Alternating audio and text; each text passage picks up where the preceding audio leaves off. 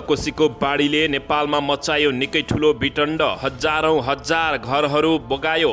सप्तकोशीको बाढीले करिब 20,000 मानिस विस्थापित हुने जोखिममा। राष्ट्रिय अनुसन्धान विभागलाई गृह मन्त्रालय माताहत बनाउन सत्तारूढ दल गठबन्धन र प्रतिपक्षी सांसदहरूको सहमत। आतंकवादी भरिएका व्यक्ति सुनचोर भएको खुलासा। त्यत्तिकैमा 1 घण्टा विमान होल्ड भयो। सत्तारूढ दल गठबन्धनको बैठक बालुवाटारमा जारी। निर्वाचनको मिति घोषणाबारे छलफल। फिल्म क्षेत्रको विकासमा सरकारले सहयोग नगरेको भुवन केसीको भनाई। 34 वर्षपछि पुरानै धारमा सप्तकोशी, नयाँ बस्तीहरू डुबानमा। सङ्घीयता खारेजी र हिन्दू राष्ट्र माग गर्दै काठमाडौँमा राप्रपाको प्रदर्शन। पक्राउ पूर्जी जारी गरेर राज्यले द्वन्द्वतिर धकेल्न खोजेको हेमन्त प्रकाश ओलीको भनाई। देशको नेतृत्व असक्षमहरूले गरिरहेको नेकपा एमालेका नेता शङ्कर पोखरेलको भनाई। रविन्द्र मिश्रको टिप्पणी, मलाई चुनाव जित्ने, देश हार्ने राजनीति गर्नु छैन। सत्तारूढ दल गठबन्धनमा सिट बाँडफाँडमा निकै ठुलो उल्झन। नेपाल 6 महिनामा तरकारीमा आत्मनिर्भर हुन सक्ने अर्थमन्त्री जनार्दन शर्माको भनाई। तारकेश्वर सामूहिक हत्या प्रकरणमा परिवारका सदस्यले 4वटै शव बुझे। अखिल क्रान्तिकारीको दुवै पक्षसँग माओवादी केन्द्रका अध्यक्ष पुष्पकमल दाहाल प्रचण्डको छलफल। प्रतिनिधि र प्रदेशसभाको निर्वाचन तयारी थाल्न प्रधानमन्त्री शेरबहादुर देउवाको निर्देशन। अमेरिका विरुद्ध सैन्य कारबाही गर्ने चीनको घोषणा। 23 घण्टापछि खुल्यो नारायणगढ मुरलिङ सडक खण्ड। भारतबाट फर्किएका 24 जनामा कोरोना भाइरस संक्रमण पुष्टि। जनार्दन शर्माको रिट निवेदन सर्वोच्चद्वारा दरफिट। विप्लव सहितका नेताहरूको मुद्दा बिना शर्त फिर्ता हुनुपर्ने नेता देव गुरुङको भनाई। मन्त्री र सचिवहरूलाई प्रभावकारी कार्य सम्पादन गर्न प्रधानमन्त्री शेरबहादुर देउवाको निर्देशन। गठबन्धन सरकारले उही मान्छेलाई अर्थमन्त्री बनाएपछि गोरु पनि लजाएको पूर्व प्रधानमन्त्री केपी शर्मा ओलीको भनाई। काङ्ग्रेसलाई पहिलो पार्टी बनाउने ढुस्त उद्देश्य राखेका वामपन्थीहरूसँग एकता नहुने केपी शर्मा ओलीको अडान। आगामी निर्वाचनमा समाजवादी केन्द्र बनाउने विषयमा हल्ला मात्रै भएको नेकपा माओवादी केन्द्रका नेता हरिबेल गजुरेलको भनाई। शपथ खाएर राष्ट्रहित विपरीत काम गर्ने जोसुकैलाई पनि कारबाही हुनुपर्ने नेता भीमबहादुर रावलको माग। र सप्तकोशीको बाढीले मचायो निकै ठुलो विटण्ड, अझै 2400 घर परिवारको उद्धार नभएपछि नेपाली जनताहरू भए मर्नु न बाँच्नु। अब हेर्नुहोस् पुरा समाचार।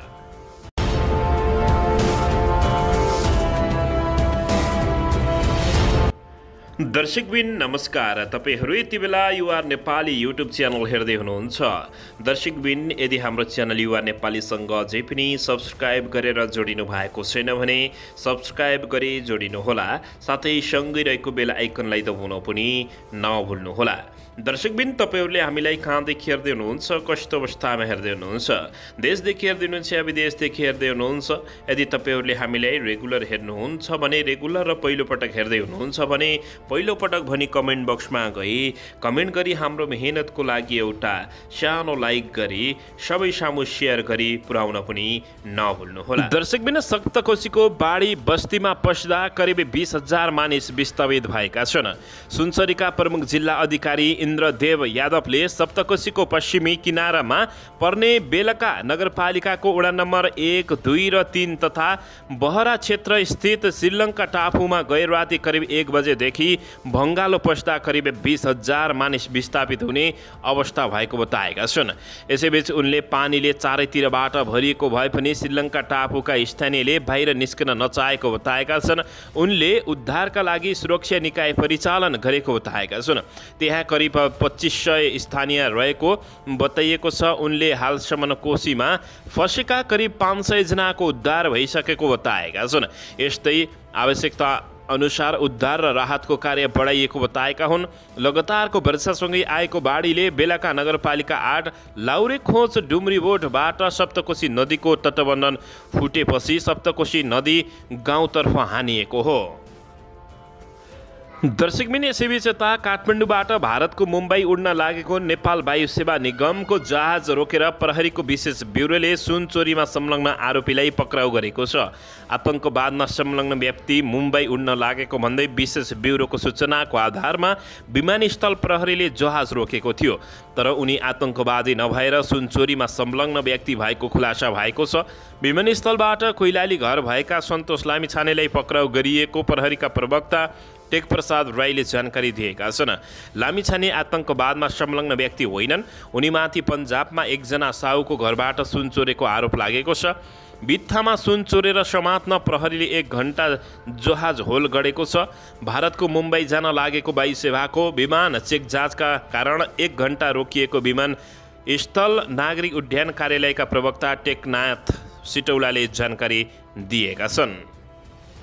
दर्शकबिन यसैबीच यता सत्तारूढ दल गठबन्धनको बैठक बालुवाटारमा जारी रहेको छ। प्रधानमन्त्री शेरबहादुर देउवाले निर्वाचनको मिति घोषणाको बारेमा छलफल गर्न बैठक दिउँसो 3 बजे बोलाएका थिए।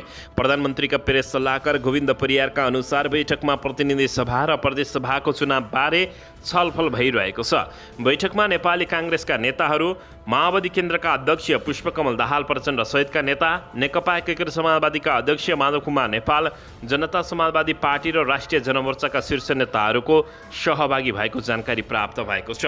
निर्वाचन आयोगले यसअघि मङ्सिर 2 गते निर्वाचनको मिति सिफारिस गरेको थियो। सत्तारूढ दल गठबन्धन भित्र मङ्सिर 4 गते निर्वाचन गर्नुपर्ने कुरा उठ्दै आएको छ। बिहिबार नियमित मन्त्री परिषद बैठकबाट निर्वाचनको मिति घोषणा गर्ने तयारी स्वरूप मन्त्री परिषदको बैठक बोलाइएकोले त्यसको तयारी स्वरूप प्रधानमन्त्रीले गठबन्धनका नेताहरूसँग छलफल गरेको बताइएको छ। दर्शकबिन यसैबीच यता सङ्घीयता खारेजी, हिन्दू राष्ट्र राजसंस्था पुनर्स्थापनाको माग गर्दै राष्ट्रिय प्रजातन्त्र पार्टी राप्रपाले काठमाडौँमा प्रदर्शन गरेको छ। बुधबार दिउँसो माइती घरदेखि नयाँ बानेश्वरसम्म राप्रपा कार्यकर्ताहरूले प्रदर्शन गरेका हुन्। उनीहरूले हिन्दू राष्ट्र कायम हुनुपर्ने, राजसंस्था पुनर्स्थापना हुनुपर्ने, सङ्घीयता खारेज हुनुपर्ने, प्रत्यक्ष निर्वाचित कार्यकारी प्रधानमन्त्री, पूर्ण समानुपातिक निर्वाचन पद्धति कायम गर्नुपर्ने लगायतका माग राखेका छन्। राप्रपाले यी माग राख्दै गत असार 1 गते प्रधानमन्त्री शेरबहादुर देउवालाई ज्ञापन पत्र बुझाएको थियो। तर आफूहरूको माग सम्बोधन नभएको भन्दै सडक आन्दोलन समेत उनीहरूले गरेका हुन्। दर्शकबिन यसैबीच यता विवेकशील साझाका नेता रविन्द्र मिश्रले आफूलाई देश हार्ने र आफू चुनाव जित्ने राजनीति गर्नु नपरेको बताएका छन्। सामाजिक सञ्जाल मार्फत उनले देश पनि जित्ने र आफूले पनि जित्ने राजनीतिको लागि प्रयास जारी रहने बताएका हुन्। उनले आफूले चुनाव हारे पनि ठिकै हुने प्रतिक्रिया दिएका छन्। उनले लेखेका छन्, मलाई चुनाव जित्ने, देश हार्ने राजनीति गर्नु छैन। शुभेच्छकहरू भन्छन्, तपाईँले यी एजेन्डा नल्याएको भए यो पटक चुनाव जित्नु हुन्थ्यो। उनीहरूलाई म भन्ने गर्छु, मैले गत 20-25 वर्षमा जे देखेँ, जे भोगेँ, जे पढेँ, जे बुझेँ, त्यसबाट म पुगेको निष्कर्षमा के हो भने मलाई चुनाव जित्ने, देश हार्ने राजनीति गर्नु नभएको उनले स्पष्टीकरण दिएका छन्। दर्शकबिन यसैबीच यता उदयपुरको बेलका नगरपालिका 1, 2, 8 र 9मा सप्तकोशी नदीले कटान गरेको छ। पानीको बहाव बढेर कटान सुरु गरेपछि त्यहाँका नागरिकलाई स्थानान्तरण, राहत र उद्धारको तत्काल व्यवस्था गर्न गृहमन्त्री बालकृष्ण खाँडले सम्बन्धित सबै निकायहरूलाई निर्देशन दिएका छन्। सप्तकोशीको पानीको बहावले अहिले करिब 50 मिटर जति जमिन कटान गरिसकेको बताइएको छ। अहिले नजिकका बस्तीका नागरिकलाई अन्यत्र सार्ने काम सुरु भएको गृह मन्त्रालयले जानकारी दिएको छ। गृहमन्त्री बालकृष्ण खाँडले कटानबाट प्रभावित बस्तीका नागरिकलाई कहाँ स्थानान्तरण गर्ने, उनीहरूलाई तत्कालका लागि व्यवस्थापन राहतको व्यवस्था कसरी गर्ने बारे परराष्ट्र मन्त्री नारायण खड्कासँग समेत छलफल गरेको बताइएको छ। मन्त्री खड्काको गृह जिल्ला उदयपुर भएकाले पनि उनीसँग छलफल गरेको बताइएको हो।